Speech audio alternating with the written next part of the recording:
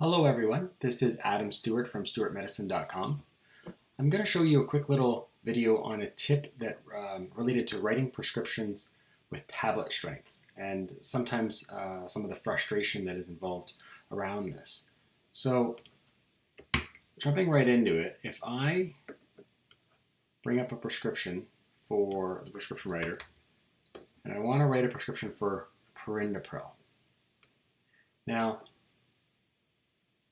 if I click these gray arrows and expand them, we can see we have a bunch of preset options to choose from, some of which are very helpful.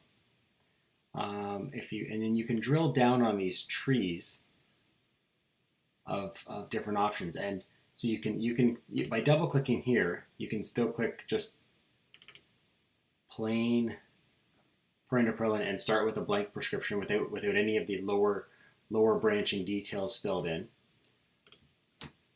Or you can drill down into the tree branches of different options, and you can see some of these options. Now, this is kind of tempting to pick them, but I'm going to suggest to avoid picking the options that actually specify the tablet strength in the actual writer, and I'll show you why and some of the frustrations. So even if we pick this and we say perindopril 4 milligrams one time daily, it's great. It's auto-filled all of our information. We could write 30 days in there and press print or fax. But you notice in here you can't change the tablet strength when we go to renew it, and I'll show you how. I always just by default put in the label instructions for what the medication is for, so that it prints out on the bottle for the patient.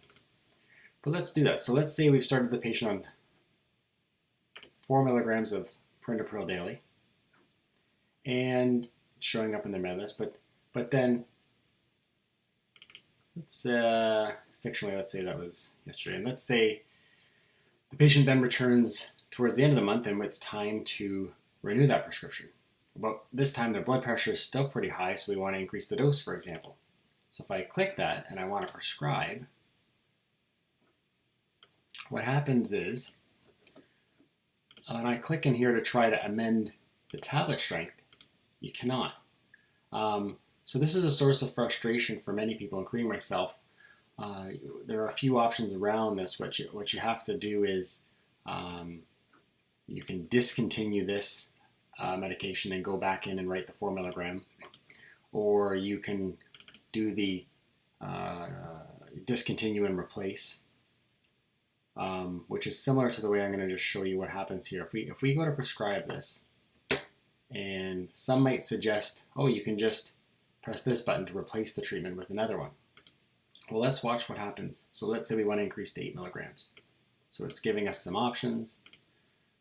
And we said, okay, well, let's go to, and if we stick to the same type of prescription, or even if we pick up here, 8 milligrams one time daily. And I double click that. It looks kind of like it should be, discontinue the medication. But it also includes all this other information that's written with the prescription, including the starting date. And I'll show you what it looks like on what the pharmacist sees. So let's say we wanted to do another 30 days worth. And what I'm going to do is I'm going to print this and just preview the PDF.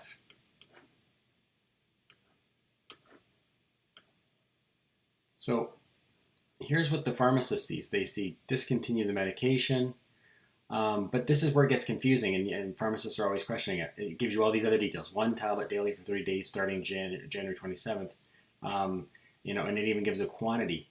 So it's very confusing to the pharmacist, and then they see down here. So I recommend not doing that. One, because it's confusing to the pharmacist. You're going to get bounce backs and questions on that. As well, it's taken all those extra clicks to just change the prescription. So if I was to instead, when I write a prescription, I mean, there's many ways you can, in previous videos, went into just the simple 3-line free text way to do it. But I would recommend picking options like these and staying away from the ones that actually specify the tablet strength.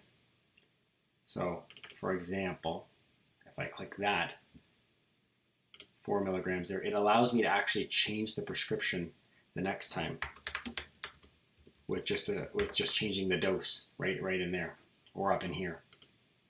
So I hope you I hope you found that tip useful. Thank you for watching.